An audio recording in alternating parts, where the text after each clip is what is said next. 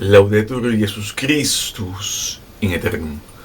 Os saludo a vosotros, piadosísimos espectadores, para hablar de un tema que es consecuencia del previo, ¿no? Y es una promesa que un servidor hizo a vosotros, ¿no? Que es hablar, si hablamos en el video anterior de ley divina o de derecho divino, en esta oportunidad hablaremos de derecho humano. Entonces, y que claro, este derecho humano siempre, a lo que nos corresponde, es hablar de derecho eclesiástico, ¿no? Nuevamente, como dije en el vídeo pasado, yo tengo mis notas hechas, porque no voy a entrar en estos temas de forma enunciativa, de forma de limitarme a enunciados. De lo contrario, no tendremos ningún tipo de una profundidad media, porque eso no es, yo no estoy exponiéndolos a vosotros, nos estoy exponiendo temas profundos, porque eso me meditaría, digamos que subdivisiones de varios minutos, ¿no? Y hacer varios vídeos, pero al menos yo quisiera proponeros una aproximación lo suficiente que podamos entender las diferencias entre derecho divino y derecho humano eclesiástico, porque son temas imprescindibles a no conocer estas dos variables del derecho. Es por eso que muchas personas caen en ciertos errores o en ciertas posiciones teológicas que no nos dan soluciones, y ellas no son católicas. Dentro del sacramentismo existen posiciones que no son viables, pues se obstaculizan con la voluntad de la propia iglesia, de Cristo obviamente. Entonces, tenemos que saber que el derecho humano que nos corresponde hablar hoy es el que han establecido los hombres para la utilidad de la iglesia, y que pueden variarse por el bien de la misma iglesia. Nuevamente, estos son notas preconciliares, son notas del siglo XIX, es un libro del siglo XIX de derecho canónico que me explica una serie de cosas que es importantísimo que hoy en día la gente padece. Cuando digo la gente, me refiero a los católicos sedevacantistas, que en teoría son los católicos que están más cerca de una solución al problema de la sede vacante. Entonces, hay que entender que el derecho humano es para la utilidad de la iglesia y que puede variarse por el bien de la misma iglesia. Sabemos que existen cánones en el derecho canónico, es decir, de 1917, existen documentos papales, magisteriales, que, esto es un paréntesis, que prohíben, no quieren, no desean promociones, por así decirlo, a episcopados sin permiso papal. Todas estas cosas son, obviamente, de derecho humano, porque el episcopado es de derecho divino, y habría una contradicción, cosa que hablaré más adelante, en forma de enunciados y en forma de pequeñas explicaciones, que estas cosas se pueden dar. ¿Por qué? Porque el derecho humano puede variar por el bien de la iglesia. Si la iglesia necesita episcopos, necesita obispos, y tengo leyes humanas, así sean hechas por papas, que lo hicieron recurriendo a su autoridad jurídica, estableciendo un cuerpo de leyes temporales, es obvio que en estos momentos esas leyes, con las circunstancias actuales, no son de utilidad de la iglesia y no están hechas ahora por el bien de la iglesia. Y voy a explicar por qué se puede hacer y por qué algunas cosas no se pueden hacer tampoco. Sabiendo esto, el derecho divino, volvimos al derecho divino, obliga a todos. Y el derecho humano, que es que estamos hablando en este vídeo, tiene mayor o menor autoridad según los principios establecidos en la palabra canon. Habíamos hablado en el vídeo pasado que la palabra canon viene del griego, que significa regla, y de la que se sirve la iglesia para llamar a las decisiones que regulan o reglan la fe, o sea, nuestras aproximaciones a ciertas verdades de fe y la conducta de los fieles. Y o sea, que estamos hablando de esto, tenemos que entender que de hecho el derecho que nos expresa a nosotros el derecho humano tenemos una división que nos interesa también saber, también a saber cómo hacer distinciones, cómo separar las cosas que nos convienen. Sabemos que existe el derecho civil, que es aquel derecho civil y el derecho eclesiástico. Si no tenemos esta distinción, también vamos a tener problemas, porque tenemos que saber, decidimos dispensar nociones de leyes que no nos interesan. Y ese es el derecho civil. El derecho civil son un conjunto de normas y reglas que establecen los jerarcas, sean estos reyes, príncipes, magistrados o el propio pueblo, para una orientación organizativa propia de las poblaciones, de lo que es la civilidad, nuestro quehacer civil, obviamente. Y aparte, las leyes civiles, un pequeño inciso, ellas siempre están al servicio de la ley eclesiástica. Solamente cuando la ley eclesiástica tiene un vacío es que la ley civil entra en juego. Y aparte, esto es interesante, y esto es conducta preconciliábulo Vaticano II. Los religiosos, los eclesiásticos no están sujetos a las leyes civiles, solamente están sujetos a las leyes canónicas de la Iglesia. Hoy en día no está vigente.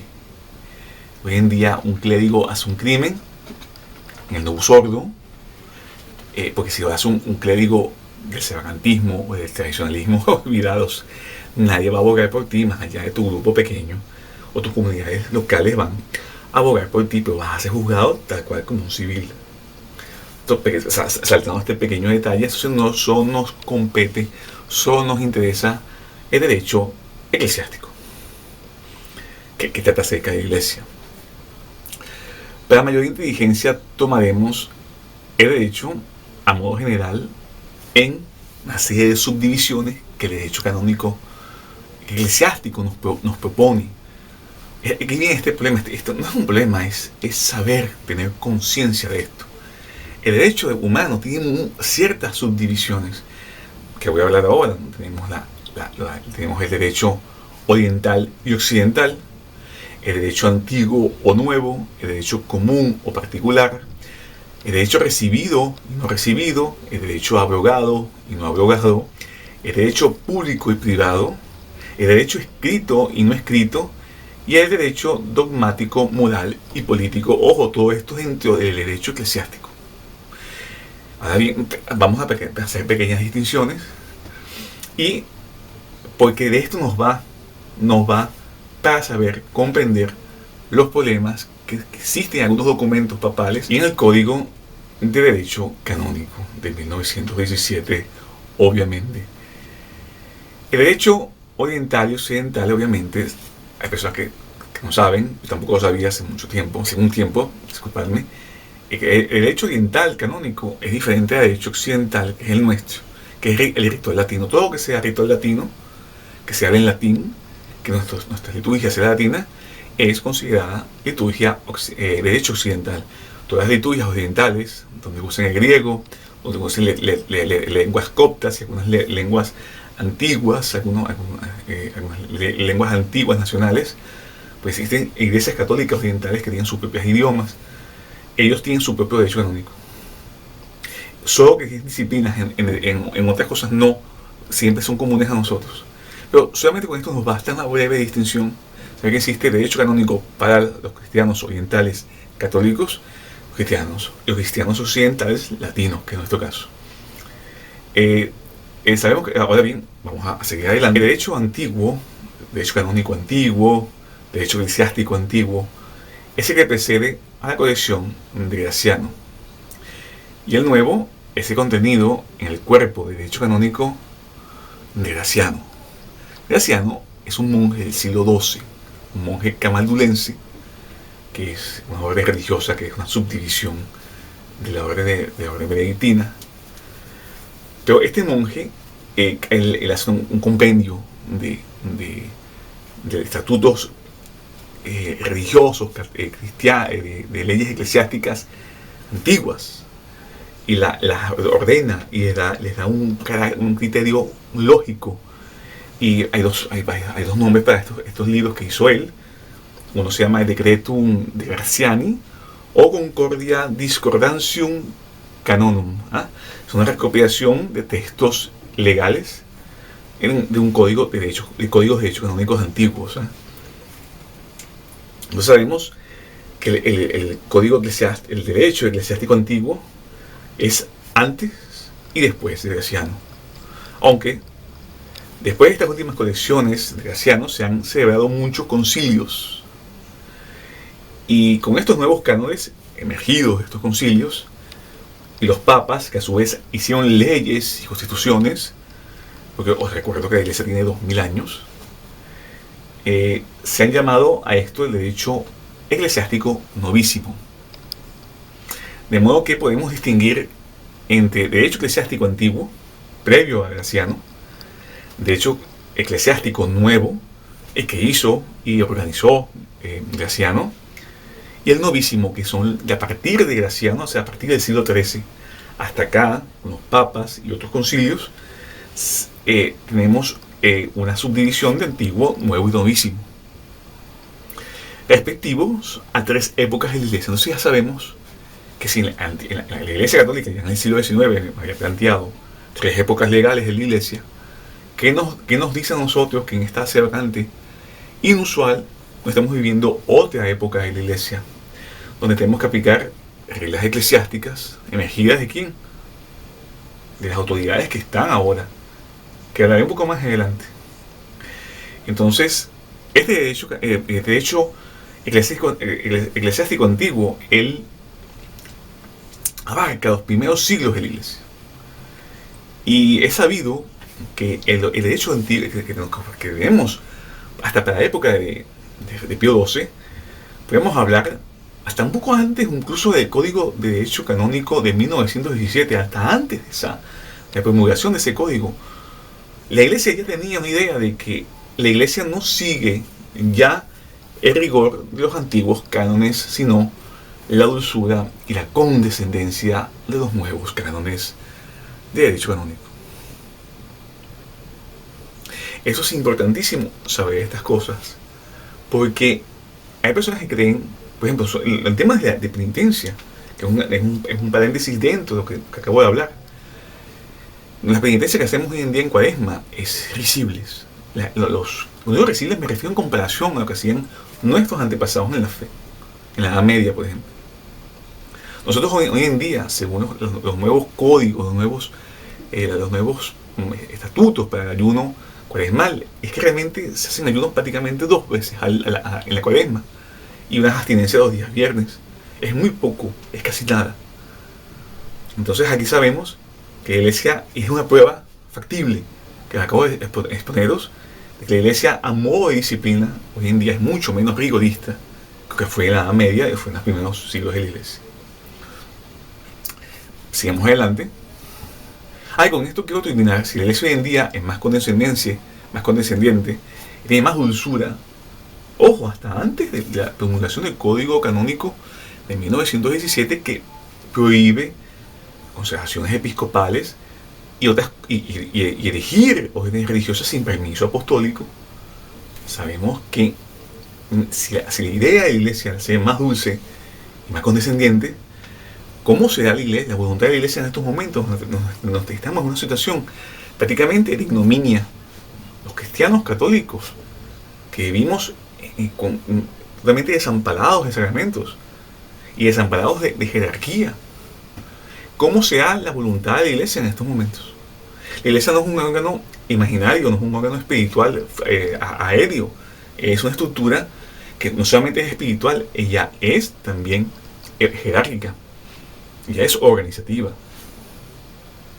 Entonces, de hecho, yo o cualquier persona estemos precarios, no significa que existen otras comunidades católicas latinas que existen haciendo cosas bien y ellos estén siendo beneficiados por la voluntad de la Iglesia en estas nociones de derecho antiguo y estas nociones que acabo de culminar, que la Iglesia desea ya no el rigor de los antiguos cánones, sino la dulzura y la condescendencia de los mismos cánones. Entonces, seguimos avanzando y ahora hablaremos del derecho eclesiástico común y particular, propio de algunas necesidades de iglesias particulares. Eso así, los obispos, como son designados en una diócesis, ellos pues pueden hacer sus propias leyes, siempre y cuando no sean incompatibles con el derecho divino y con las leyes que están en el derecho para la época de Graciano, o estos nuevos derechos novísimos, que son las constituciones de los papas y los decretos de los concilios.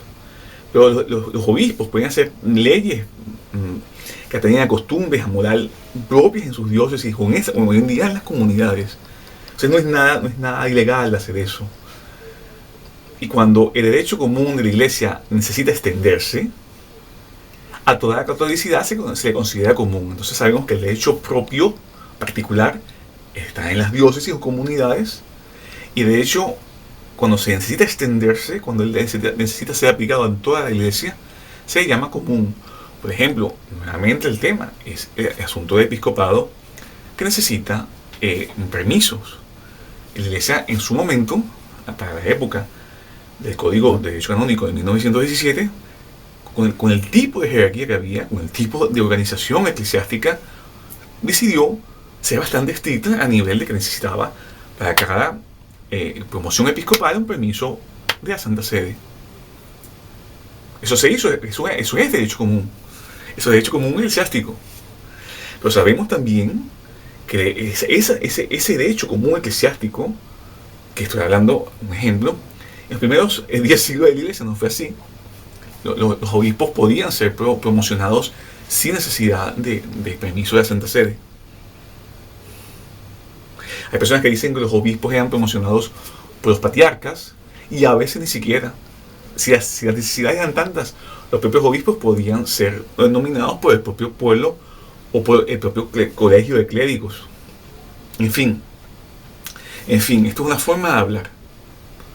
Entonces, y esto nada, incluso esta distinción entre derecho eclesiástico particular de las diócesis o de las comunidades cristianas con el derecho común eclesiástico no corrompe, no es contrario a la unidad de la iglesia, que es un dogma de fe. Y ahora avancemos nuevamente, haremos otra división del derecho humano, humano eclesiástico, es hablar de derecho eclesiástico recibido y no recibido. Él se comprende de suponer que ningún canon, ninguna regla de ley, decreto o constitución eclesiástica, léase documentos, no tienen fuerza de ley sino después de haber sido aceptados expresamente o tácitamente por el uso. Todos sabemos que aquí nadie es tan neófito, tan ignorante para saber que para hacer fuerzas de constituciones, de leyes apostólicas, de cartas apostólicas, se necesita el Papa o el Concilio, ¿no? Y eso no ha pasado en estos 40 años de sede vacantismo. Tenemos casi 62 o más años de sede vacante, pero como el tradicionalismo estructurado, tenemos unos 40 y tantos años. No ha habido, que sepa yo, ningún concilio de obispos. Ha habido, son algunos cónclaves, pero no ha habido un concilio de obispos sedevacantistas para hablar algunas cosas, hacer algún decreto, alguna ley. Y en este tema del derecho eclesiástico recibido o no recibido, nosotros estamos viviendo un tipo de leyes que se están haciendo tácitamente, se están recibiendo de forma tácita por la misma iglesia, que son estos obispos. Porque por una forma de uso. Un ejemplo puede ser el asunto de las misas, de la asistencia o no de misas una cum hereticis, o de misas unidas a herejes, o de reclamantes al trono que son abiertamente herejes. Pasemos más adelante, que aquí este tema voy a hablar mucho más de lo que acabo de hablar. Entonces, para redondear el tema anterior, como no tenemos concilios, ni hemos electo un papa de forma efectiva, hubo una elección de un tal Lino II que no resultó bien, pero se hizo, no se han hecho más concilios. Entonces no tenemos leyes expresas ni leyes que surgidas de un concilio imperfecto, solamente para hablar de temas que nos atañen en estos 40 años de sedevacantismo. Entonces no tenemos una ley hecha, y tampoco tenemos, pero sí tenemos leyes tácitas que se pueden dar en algunos documentos, algunos enunciados, algunas declaraciones. Sí, sí ha habido declaraciones de sedacantistas. Y podemos hablar que eso puede ser un tipo de tener algún tipo de rango de un deseo de ley, pero no fue promulgada como es debido en concilio como autoridad apostólica. Solo como una autoridad apostólica local, y volvimos al tema que más anterior, que es hablar de derecho común y particular. En fin, vamos a seguir con el tema de derecho. El derecho eclesiástico abrogado y no abrogado, que es otra subdivisión de derecho eclesiástico, son los cánones que se siguen y los que no se siguen. Los que están o no vigentes se abrogan si se verificaba si era por costumbre o por una ley contraria. Entonces, aquí hago un pequeño inciso. En este derecho eclesiástico abrogado y no abrogado, entran todas estas cosas que son como unos obstáculos que tenemos para la elección del sumo pontífice y ni siquiera para una vida católica regular en cuanto no se escoja el Papa. Hay leyes que están abrogadas de facto, que están abrogadas de facto. El Papa no puede ser informado porque estamos en sede vacante, y de forma tácita y por costumbre esas leyes están abrogadas, al menos de forma temporal, por costumbre, de dos modos. O sea, esas leyes se abrogan de dos formas por costumbre: por un nuevo uso o por un uso contrario de la ley. Punto. Este es un tema que insiste en posiciones sedacantistas y otras posiciones tradicionalistas, o también dentro de no uso, lo que nos atacan diciendo que no tenemos permiso del Papa. Os recuerdo, el Código de Derecho Canónico de 1917 prohíbe, no quiere, no desea consideraciones episcopales sin promoción de la sede apostólica. Entonces, como no hay forma de comunicar al Papa, las iglesias locales, los obispos, por un uso contrario a la ley, están siendo abrogadas estas leyes con rango apostólico, porque la iglesia necesita, por el bien de la misma iglesia, que estas leyes son abrogadas por la propia iglesia, sean temporal, sea definitivo. Ya más adelante, cuando tengamos un Papa, o el Papa esté entre nosotros en concilio, o sea, estas leyes tendrán una definición o más superlativa o continuarán siendo las mismas. Pero en estos momentos las leyes, por un uso contrario de la ley, han sido abrogadas. Porque por la misma iglesia, por el bien de la misma iglesia. También cuando la ley se revoca expresamente, o que sin revocarla, está establecida un contrario, nuevamente por costumbre. Si el día que tengamos un Papa, este Papa, o tengamos un concilio de obispos católicos, van expresamente a revocarlas. Y en estos momentos, estos 40 años de sedacantismo, estas leyes han establecido un contrario y han sido revocadas. Por lo menos las leyes que prohíben algunas cosas, como siempre hace hincapié en la promoción de obispos sin permiso apostólico. Continuemos. El derecho eclesiástico público y privado. El derecho eclesiástico público, cuando comprende leyes fundamentales de la religión que interesan a todos en sus relaciones, se pueden dividir o se dividen en público, derecho público eclesiástico, derecho privado eclesiástico. El derecho público redunda sobre el bien general de la iglesia sobre los particulares. Este derecho público, en estos momentos, en el caso que siempre hace hincapié en la promoción de sacerdotes, de obispos, de seminarios, hasta de elegir una capilla, nosotros estamos abrogando leyes, porque esas leyes humanas no son ya por el bien de la iglesia, no son obstáculos. Entonces el derecho ahora que se está aplicando es un derecho privado, un derecho eclesiástico privado, que mira de cerca al particular, a las comunidades, a nosotros, los católicos tradicionalistas, que somos los únicos católicos que hay, objetivamente hablando, El derecho privado, sus leyes eclesiásticas, están mirando más a los particulares y de lejos el interés público de la Iglesia, en tanto que el bien de los miembros, de ese miembro particular, contribuye con el cuerpo místico de la Iglesia militante, obviamente con la Iglesia católica. Entonces, ahora bien, esta división es necesaria en materia de dispensas, que es lo que tenemos de forma tácita, de forma casi objetiva, tenemos una serie de dispensas, porque cuando más importante es la ley, de que quiere dispensarse, nada más y nada menos que queremos dispensarnos de constituciones apostólicas, de bulas papales, del propio derecho canónico. O sea, necesitamos dispensas de esas leyes, tanto mayor debe ser la causa. Entonces, ¿qué pasa? La causa es una apostasía general, ese fue un anticoncilio, un falso concilio, que hizo imposible clérigos y episcopos, obispos y cardenales se mantuviesen en el cargo, porque perdieron todas por apóstatas, perdieron sus cargos.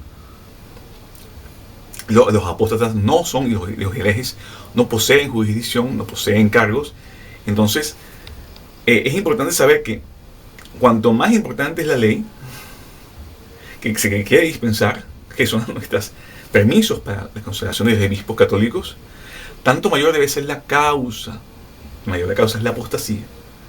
¿De qué se sirva el motivo de la dispensa? O sea, el motivo es que no puedo comunicar a una autoridad superior, porque no puedo comunicarme con ella, no puedo comunicarme con el Papa, no puedo comunicarme con los cardenales, no puedo comunicarme hasta con un cuerpo de obispos, porque estamos muy divididos, ¿vale? Hasta por cosas pequeñas. Entonces, en estos momentos, la Iglesia está en una situación de derecho eclesiástico público y una situación de derecho eclesiástico privado, donde lo privado está siendo beneficiado por el bien del cuerpo místico.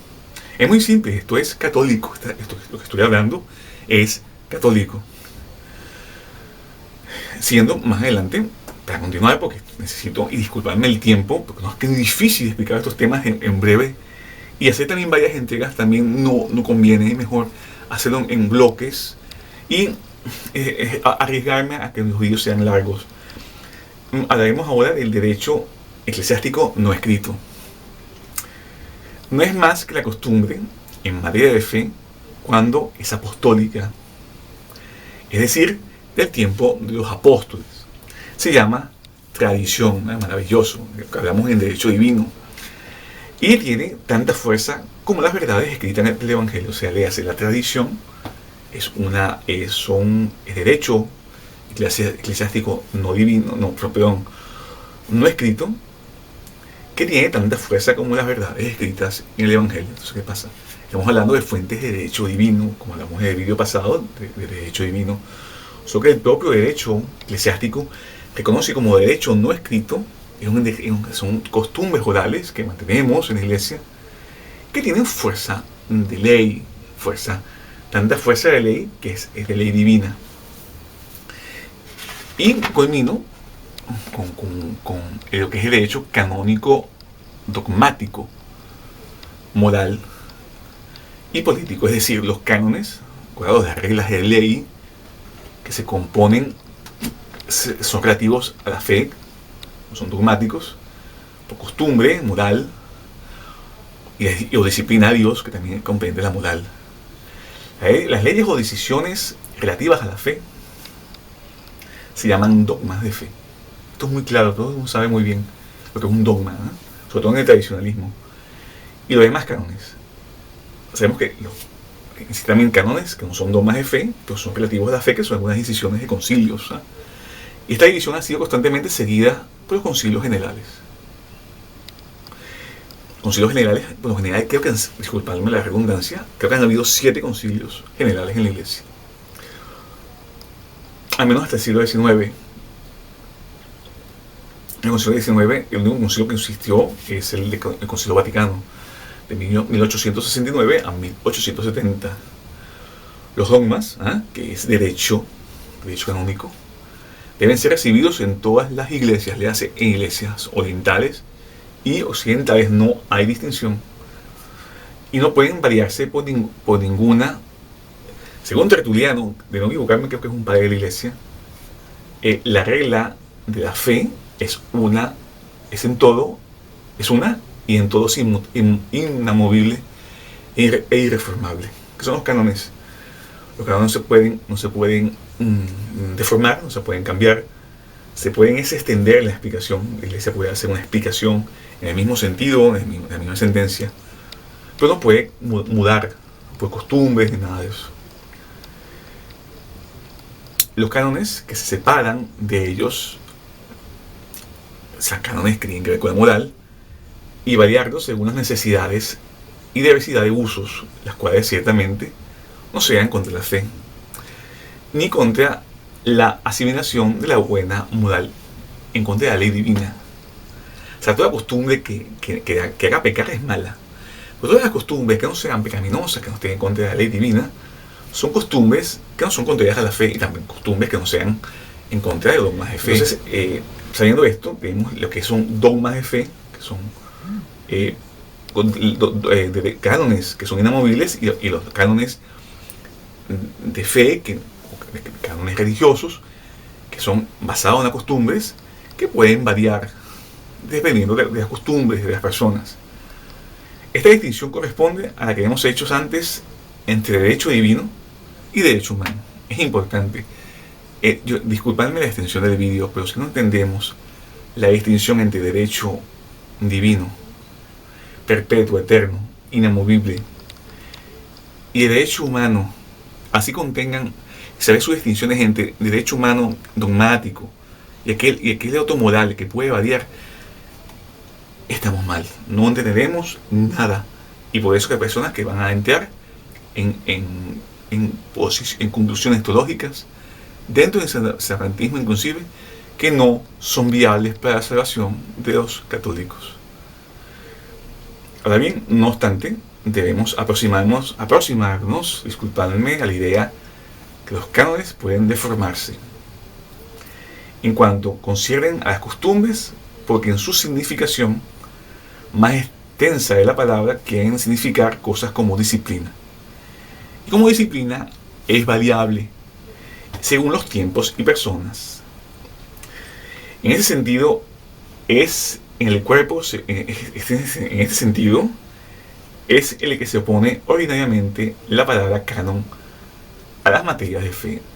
Vuelvo a repetir, lo que es costumbre, las leyes de costumbres, las leyes que tienen que ver con disciplinas eclesiásticas, como la promoción con permiso episcopal del Papa para los obispos, en estos momentos no se puede hacer. Ella está avariado por siendo abrogada en función y en beneficio de la Iglesia. Lo único que no podemos variar es las leyes que tienen que ver con materias de fe. Por ejemplo, que yo pretenda vivir un sacramentismo sin necesidad del sumo pontífice. En ese momento estoy alterando por ejemplo, los perpetuos sucesores del papado, que es un dogma de fe. Solamente di, aparte de otros dogmas, que creo que no equivocarme, espero que no equivocarme, que se llaman, en un documento papal se llama Unansandan, que me dice a mí que para mi salvación debo estar sujeto al Papa. Entonces, por favor, o sea, la ley eclesiástica, la ley eclesiástica dogmática, me está exigiendo el Papa. No puedo negar eso, tengo que hacer lo posible por hacer eso viable. Pero en cambio, existen costumbres en la Iglesia Católica hasta la Edad Media, donde no era necesario permiso papal para promover un obispo, para hacer un obispo, o sea, sacerdote, transformar un obispo, o diácono, transformar un obispo directamente, como ha pasado en la Iglesia, que esto es un tema súper controversial, que son las ordenaciones per saltum. En fin. Discúlpenme el salto, el paréntesis, pero necesitaba hacerlo porque este tema de derecho humano, eclesiástico, es necesario entenderlo. Culmino con el derecho moral eclesiástico. Este es limitado a las reglas de conducta sobre cada fiel, sus costumbres y conciencias. Entonces forman los cánones un asunto o materia, pues en general son basados en ley divina.